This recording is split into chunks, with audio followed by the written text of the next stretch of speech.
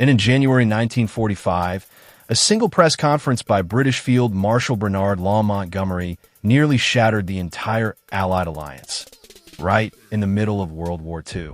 This is the story of how it happened, and how Winston Churchill had to personally step in to save the partnership between Britain and the United States. The battle begins, and Montgomery steps forward. In early January 1945, Europe was still burning.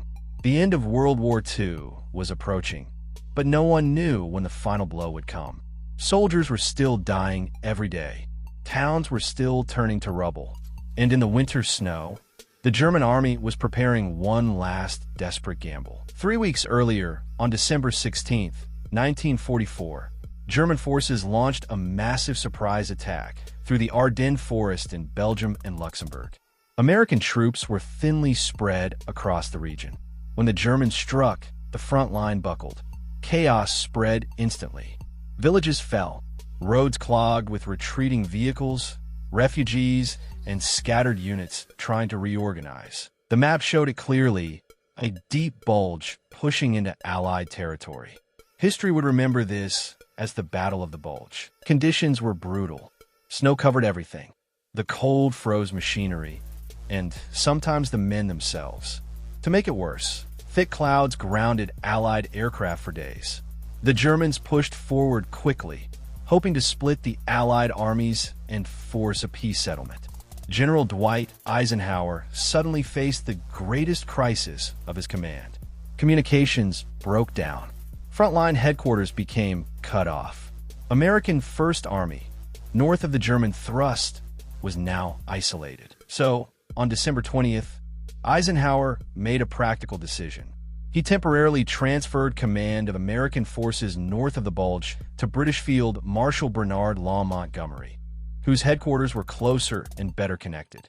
For Eisenhower, it was nothing more than a logistical move. But Montgomery saw it differently. Montgomery already had a reputation, confident, proud, and absolutely convinced of his own military skill. To him, this wasn't simply temporary coordination. In his mind, he had been brought in to fix an American failure. Meanwhile, American soldiers continued to fight desperately across the snow-covered countryside.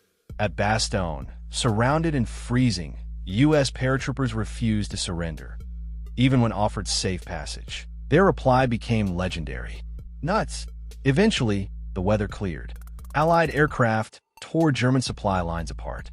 The advance stalled WWII early January. Over 80,000 Americans have been killed, wounded, or captured. British losses were about 1,400. The human cost fell overwhelmingly on the United States.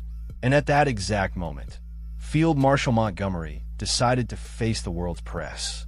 Confident, relaxed, ready to explain how he had handled the battle. No one in that room could have predicted the firestorm about to begin. Montgomery stepped up to the microphone, smiling. Journalists later wrote that he seemed almost cheerful, even proud. At first, his words sounded routine. He described the German attack, the danger it posed, and the fact that Eisenhower had placed northern sector forces under his control. But then his tone changed. Montgomery began speaking as though he alone had recognized the danger. He claimed credit for organizing the defenses. He described American forces as disorganized, and himself as the one who restored order. He even referred to the situation as a mess he had cleaned up. To many American commanders, it sounded like this. Americans panicked.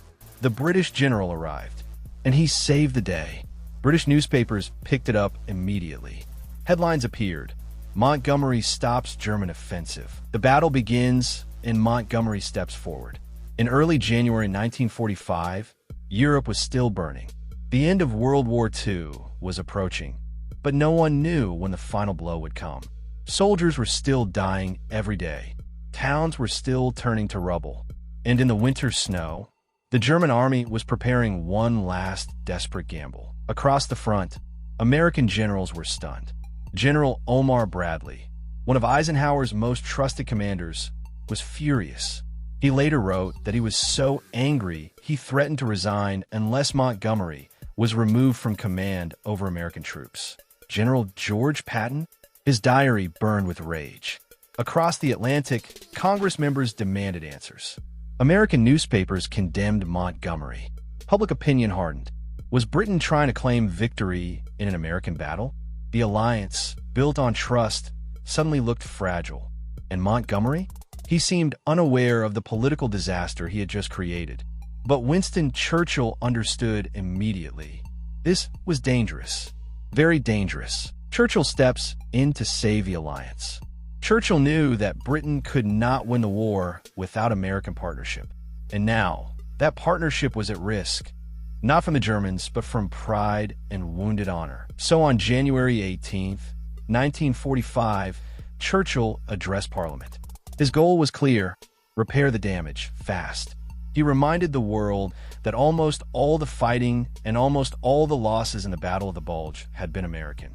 He stated openly and respectfully that this battle would be remembered as an American victory. Without naming Montgomery directly, he warned that British leaders must be careful not to claim more credit than they deserved. And finally, he expressed complete confidence in General Eisenhower. The message was unmistakable. Americans had paid the highest price. The battle belonged to them. The alliance must survive. The speech worked. American anger began to calm. But trust in Montgomery never fully returned. Behind closed doors, the fallout lingered. Bradley never forgave him. Patton certainly didn't. And even Eisenhower considered removing Montgomery from command. Only Churchill's intervention prevented it. Montgomery himself never truly accepted blame. Years later, he insisted that Americans had misunderstood him. But to those who fought and bled in the snow, the damage had already been done. Still, the alliance held. And together, the Allies moved forward toward victory. What the battle truly meant. The Battle of the Bulge remains one of the greatest tests of the war, not only of military strength, but of unity. It showed how fragile alliances can be, how pride can threaten victory, and how leadership sometimes means humility. American soldiers, freezing, exhausted, undersupplied, had refused to break. British support helped stabilize the front. Churchill's words helped repair the relationship, and history remembers the truth. The Battle of the Bulge was, above all, an American struggle, fought with British partnership and won through shared sacrifice. Because in the end, victory did not belong to one general. It belonged to everyone who endured that bitter winter and never gave up. If you enjoyed this deep dive into World War II history, don't forget to like, share, and subscribe for more powerful true story documentaries. Thanks for watching.